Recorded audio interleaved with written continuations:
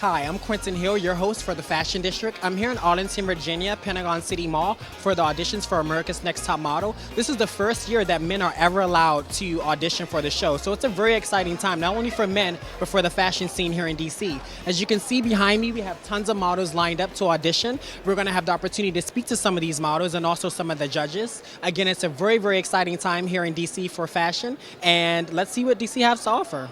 So what was the inspiration behind your outfit today? What were you thinking when you got dressed this morning? Okay, so I looked online and I said, well, what do you wear to a top model audition? Like, what's too much, what's not enough? And I just saw they were looking for, like, tank top and jeans and nothing really flamboyant, just to be able to physically see you versus you coming in as you're already the model. Well, I mean, I'm just, in general, I'm very into style and fashion, and since I was little, it's just something that I've always loved, is fashion and getting dressed up and, putting together outfits. I basically picked this outfit because, the blazer's very sophisticated. The boots are very high in fashion. They're over the kneecap. I got them in New York. I just really think fashion, what you wear is telling your story. It shows who you are as a person. What was the inspiration behind your outfit? Tyra Banks is always talking about being fierce, so I decided to incorporate masculinity and femme. So I decided to go ahead and go with the fur vest and then also add in baggy jeans. So it kind of mixed them both together. My style is like this. I don't know. I love leather, lace, anything that would kind of stand out. I prepared myself. I wanted to be very simple. That's like my personality, like clean, sophisticated, and like very like classic. I didn't want to put too much. I didn't want to put product in my hair because I would just want it to be natural and very like put together and just like a professional looking model. So how did you become a judge for America's Next Top Model? Were you contacted directly by Tyra, or how did that come about? No. For the last 5 years, I've been the fashion and lifestyle correspondent at DC50, which is the DC Region's CW. And I have a show currently on the CW here called Paul Wharton's Style. It comes back in April 2013. It's on Sundays at noon on DC50. It's a fashion, beauty, lifestyle show with celebrities and such. So for several years, I've been working with the CW here, and because this is such a big market to top model, we've sent a lot of girls from this market to the show, and so that's how I'm connected to it, because I have a lot of experience in the industry through being the original MTV Made coach on Made that aired back in 2003. And then I went on from there to VH1 to a show called The Agency, and then to TV Land, She's Got the Look. So I've been working with models for years, both with my family's business and also on television. So I guess I'd be the perfect fit here in DC to be a part of that. What motivates or inspires you to want to be a model? I've always been like a quiet kid, and modeling is something that I feel can like make me be more open and outgoing, and I want to relate to those, like the kids who are those quiet kids that got made fun of, and it inspires me, and I want to be successful so that I can take care of my mom, and because she is the reason why I do everything I do. Well, ever since I was about 16, I had self-conscious issues with my thinness, and I put that to good use. I said, you know what, there's a market for me.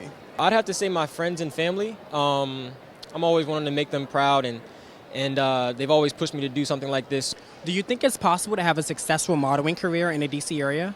Well, I happen to know for a fact. I mean, a lot of people know that I was on The Real Housewives of DC, and one of my castmates on that show, Linda Erkalishian, owns the most successful modeling agency in town called THE Artist Agency.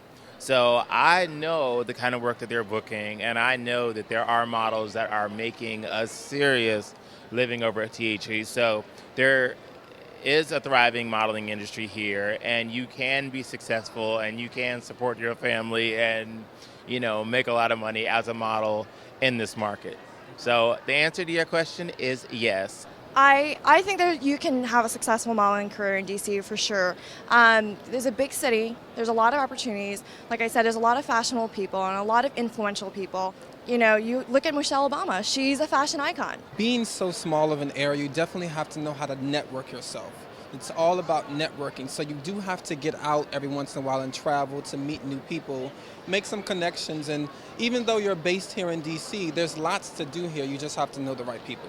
What is the difference between style and fashion to you? What does that mean to you? Style is something that you create within yourself. Fashion is something that you go by. Style is your own personal twist. It's what you make of clothing and fashion. And fashion is all of it together. It's the industry. What would you say if someone said that DC has no fashion sense?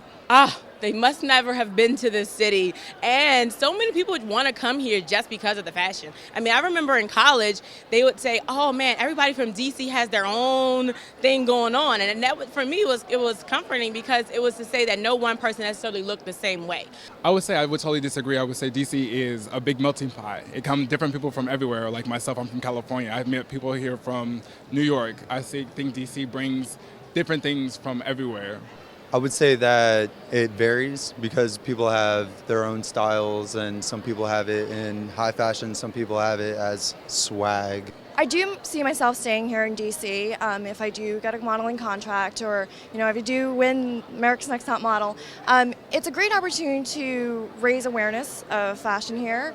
It's a great opportunity to grow the community here and grow the awareness, and just have fun here. I think being in a new city and being in a city where it's still relatively new to fashion, there's a lot of opportunities to define itself. And I think that's the opportunity that I want to be here for.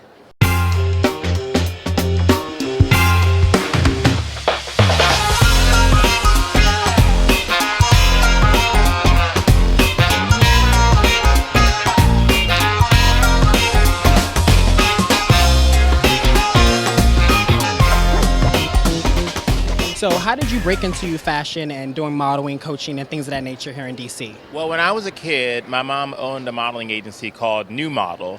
She had actually taken it over from the lady Cynthia, at the time Cynthia Power, her name is Cynthia Wilson now, and I was modeling for New Model. My mom took the agency over. So I got to learn about the local industry as a child model, and then as I grew and got a little older and evolved, so did my connections and awareness of the industry. So when I moved to New York when I was 19, I really knew a lot about the local industry here, and then I went and started developing models and working with Wilhelmina and all the other big agencies in New York.